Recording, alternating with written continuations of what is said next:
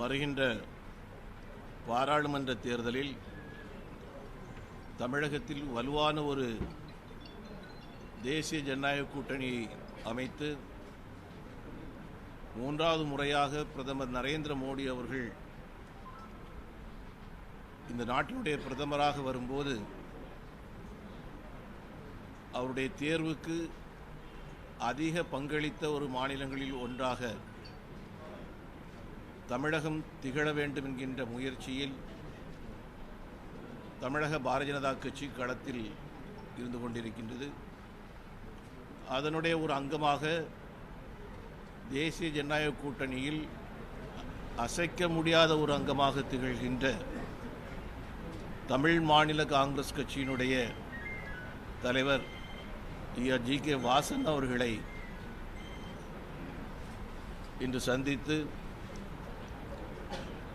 தமிழ் மாநில காங்கிரசினுடைய ஏனைய தலைவர்களோடும் கலந்து பேசி ஒரு சுமூகமான ஒரு முடிவை கூடிய விரைவில் அறிவிப்போம் என்று அவர்கள் தெரிவித்திருக்கின்றார்கள்.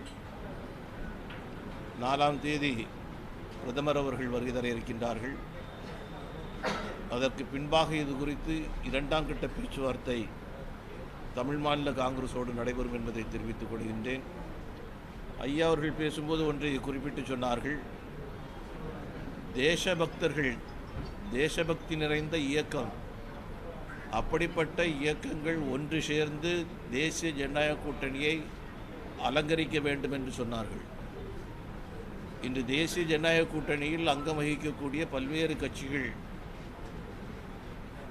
இந்த நிலைப்பாட்டோடு தான் இணைந்து கொண்டிருக்கின்றார்கள். அதில் பெருமைப்படக்கூடிய அளவுக்கு தமிழ் மாநில காங்கிரஸ் பெருந்தலைவர் காமராஜர் அவருடைய காலத்தில் இருந்து அதற்கு பின்பு ஐயா மூப்பனார் அவருடைய காலத்திலிருந்து இன்று தலைவர் ஜி.கே. வாசன் அவருடைய வழிகாட்டுதலில் இந்த இயக்கம் அசைக்க முடியாத தேசபக்தியோடு தமிழகத்திலே செயல்பட்டு கொண்டிருக்கின்றது.